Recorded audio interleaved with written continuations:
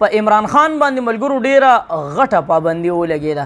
جناب چیف جسټس عطا بندیال صاحب د هغه سره خو د چیف جسټس چې کومه عہده ده هغه ورسره ده، خو اخر کې په دې باندې مجبور شو چې خپل وکالت هم شروع کړي. ډیر اهم خبرونه دي نننی ملګرو ویډیو د ملګرو سره شیر کړئ. پرون چې کوم اپډیټ تیر شوي هغه در سره په دې نن ویډیو کې شریک کوم. راځو ملګرو د چیف جسټس عطا بندیال صاحب طرف ته پرون چې ملګرو دغه کیس فیصله وه کم چې 90 دن کې الیکشن کولو نو هغه په آئین او په قانون کې موجود دي، خو افسوس دا دی چې د اوسه پورې د دې کیس فیصله رانغله. چیف جسټس عطا بندیال صاحب په دې باندې مجبور شو چې کوم د الیکشن کمیشن وکیل دی نو هغه ته سپینی سپینی ویلي. د سیٹ کی تاسو تخکاری اسلام آباد پنجاب انتخابات کیس میں چیف جسٹس پاکستان نے ریمارکس دیے ہیں کہ کب تک انتخابات آگے کر کے جمہوریت قربان کرتے رہیں گے. وی ترسو پوری بتاسو د انتخاباتو چې کم تاریخ ته نو هغه بتاسو رسته کوي او کم جمهوریت ته د هغې قربانی به ورکوي.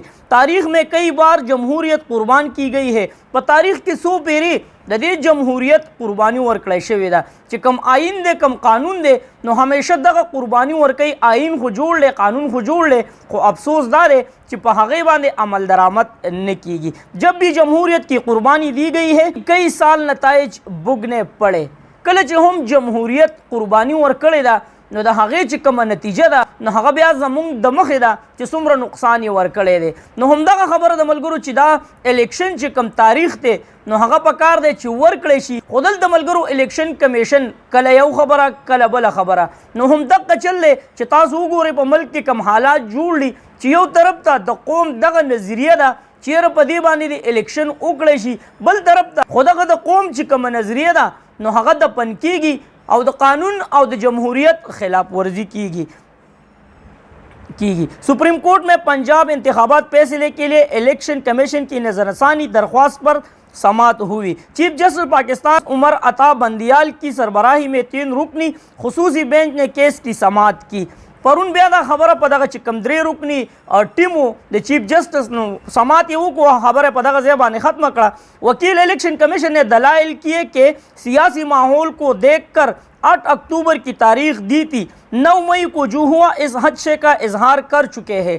منګه وای 8 اکتوبر ورکړو د الیکشن د پاره، خودل د ملګرو کو تاسو وی وګورئ نو په 9 مئی باندې چې کوم حالات تیر شو نو د دې وجې موږ په 8 اکتوبر باندې هم الیکشن نشو کولے. چیف جسٹس منیب اختر نے وکیل الیکشن کمیشن کو 9 مئی پر بات کرنے سے روک دیا اور ریمارکس کیس دیے کہ کبھی الیکشن کی تاریخ دیتے ہیں اور کبھی کہتے ہیں کہ ممکن ہی نہیں. ہر موڑ پر الیکشن کمیشن کا نیا موقف اپنا لیتا ہے. کله چې الیکشن کمیشن چې کوم وکیل له نو هغه د 9 مئی خبره شروع کړه نو اختر منیر چې کوم چیف جسټس دی نو هغه ورته دغه ویل چې دا خبره دی بنده کا. ولې بنده کا ملګرو چې د 9 مئی نه مخکې دوی نور باندې کولې، اوس پکې د 9 مئی چې کوم حالات دي نو هغه مخې تک دی چیرې په 9 مئی باندې کوم حالات تیر شو نو د دې وجې موږ الیکشن نشو کولی. نو منیر صاحب چې کوم دی نو هغه ورته ویل چې دا خبره په دې ځای باندې پرېږده، ځکه د الیکشن کمیشن روزانه یو نوې خبره مخې ته راوړي چې دا وجه ده چې موږ الیکشن نشو کولی. خبرې خو ملګرو پرون ډېرې زیاتې شوي په سپریم کورټ کې، خو دغه آخري خبرې در سره شریک کوم چې آپ نے خود کہا تھا کہ آئین کی روح جمہوریت ہے، کب تک انتخابات آگے کر کے جمہوریت قربان کرتے رہیں گے. تاریخ میں کئی بار جمہوریت قربان کی گئی ہے. جب بھی جمہوریت کی قربانی دی گئی ہے سال نتائج بھگتنے پڑے ہیں. عوام کو اپنی رائے کے اظہار کا موقع ملنا چاہیے. الیکشن کمیشن کب کہے گا کہ آپ بہت ہو گئے، الیکشن ہر صورت میں ہوں گے. پورے با د الیکشن کمیشن دغه چې کمی بانی دي نو دا به مخې ته عوامو له خپل رائے پکار ده ترڅو پورې به د چې کوم جمهوریت ته د هغې قرباني به ورکړی کیږي. نو چې کله هم د جمهوریت او د آئین قرباني ورکړی شوې ده نو حالات تاسو کتلی دي چې بل شان دي. څنګه چې تاسو ته ما وویله چې پی ټی آی والا چې کوم دي نو هغوی الیکشن غواړي، موجوده حکومت الیکشن ته تیار نه دی. نو حالات تاسو وکتل چې په ملک کې څه حالات تیر شو. نو ډیره د افسوس خبره د ملګرو چې چیف جسټس عطا بندیال صاحب او نور چې کوم 3 رکنی ټیمو نو هغوی خپل وکالت د الیکشن کمیشن چې کوم وکیل دی نو هغه ته کو، خو افسوس دا دی چې فیصله لا تر اوسه پورې ونه شوه او دستخط ونه شو چې په آئین او په قانون کې همدغه خبره ده چې په 90 ورځو کې به ته الیکشن کې. نو په دې باندې دا تر اوسه پورې دستخط نه دی شوی. پرون چې ملګرو په عمران خان باندې کم کیسونه نور درج شو، روزانه په عمران خان باندې کیسونه درج کیږي، خو پرون یو کیس په هغه باندې درج شو چې کم توهین کړو د چا ملګرو، هغه د یو جج توهین کړو. د هغې حوالې سره عمران خان غالبا چې معافي هم غوښتې وه، چېرې ما کم الفاظ وویلو د هغې زه معذرت غواړم. کم الفاظ یې ویلي چېرې زه به ستا خلاف چې کم قانوني کاروایي ده نو هغه به کوم. د هغې باوجود هم ملګرو هغه بیا معافي وغوښته، خو پرون یې بیا په هغه باندې دغه کیس را تازه کو، یا پې هم هغه کیس موجوده لا پروت دی چېرې په دې کې به عمران خان چې کوم دی نو هغه به ګرفتاریږي. نو د عمران خان د ګرفتارۍ یو ځل بیا ورنټ جاري شو، خو د افسوس خبره دا ده ملګرو چې عمران خان دغه یو لفظ ویلی دی چېرې زه به ستا خلاف قانوني کاروایي کوم. خو یو څو ورځې مخکې ملګرو کم چې د پی ډي ایم والا احتجاج و، نو په هغې کې یو ویډیو مخې ته راغلی وه چې هغوی د چیف جسټس عطا بندیال صاحب خلاف داسې نازیبه الفاظ ویلیو چې هغه د ویلو هم نه دي، د سپیچ کم نظر دی نو هغې چیف جسټس عطا بندیال صاحب ته کړی. نو که دلته عمران خان یو لفظ ووایي چېرې زه به قانوني کاروایي کوم ستا خلاف، نو په دغې باندې عمران خان ګرفتاریږي هم، په هغه باندې کیس هم درج کیږي. خو که دلته د پی ډي ایم چې کوم زموږ وروڼه دي که هغوی د چیف جسټس خلاف د سپي غوندې الفاظ استعمال کړي نو په هغوی باندې لاس نه ورچولی کیږي او په هغوی باندې چې کومه قانوني کاروایي ده نو هغه نه کړلی کیږي. بله اهم خبره دا ده ملګرو د سیټ کې تاسو ته ښکاري چې عمران خان سمیت 80 से زائد پی ٹی آئی رہنما کا نام نو اپلائی لسٹ میں شامل کر دیا گیا. دا کم نو اپلائی لسٹ دی ملګرو چې عمران خان او چې کم اتیا نور کسان دي نو هغه به د ملک نه بهر نشي تللی. نو د افسوس خبره خدا ده چې موجوده حکومت عمران خان په دې خبره باندې مجبوره کو چېرې تاسو چې کوم نو اپلائی لسټ دی نو په هغې کې زما نوم ور واچوئ، په مخه به ورته ویل چېرې زما جینه مرنه چې کومه ده نو هغه په پاکستان کې ده، زما مرګ او ژوند په پاکستان کې دی، زه به هر ملک ته نه ځمه. خو دوی چې کوم دی په نو اپلائی لسټ کې د نوم نه ور اچو، اخر کې مجبوره شو نو اپلائی لسټ کې د هغه نوم ور واچو. نو هغه خو خپله دا خبره کوي چېرې زما مرګ او ژوند په پاکستان کې دی او زه بهر ملک ته نشم تللی. په عمران خان باندې او د هغه ښځه بشرا بیبي باندې دغه نو اپلائی لسټ کې د دې نومونه ور واچولی شو، اتیا ورسره نور کسان دي. نو په هغه اتیاو کې څوک څوک دي ملګرو؟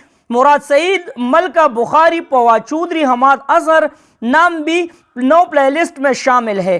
قاسم سوری، اسد قیصر، یاسمین راشد، میاں اسلم اقبال کا نام بھی نو اپلائی لسٹ میں موجود ہے. نو ملګرو دغه چې کوم اهم کسان دي نو د هغوی نومونه نو اپلائی لسٹ ته ور واچول چې تاسو به اوس بهر ملک ته نشئ تللی. د عمران خان نو اپلائی لسٹ چې کوم دی په هغې کې نوم ور اچول آیا دا ټیک دي او که نه؟ بلې یو ډېره د افسوس خبره دا ده ملګرو حماد اظهر دی غالبا څنګه چې تاسو ته معلومات دي چې ګرفتاریانې شروع دي د مختلف ځایونو نه، کم ایم این اے دي یا د عمران خان سره کم مضبوط کسان دي نو د هغوی ګرفتاریانې شروع دي. نو حماد اظهر هغه ملګرو غالبا چې سیټه شوی دی د خپل کوره وتی دی نو پرون غالبا چې په هغه باندې پولیس چاپه وهلې خو هغه په کور کې موجود نه و نو پولیسو ورته دا هدایات جاری کړي دي چې حماد اظهر ملګرو موږ له ګرفتاري را نه کړه نو د هغې چې کومې خویندې دي نو موږ به بیا د هغوی په کورونو باندې چاپې وهو او د هغوی خویندې چې کوم دي نو هغه به موږ راوباسو او جیل ته به یې راولو. نو دا ډېره د افسوس خبره ده.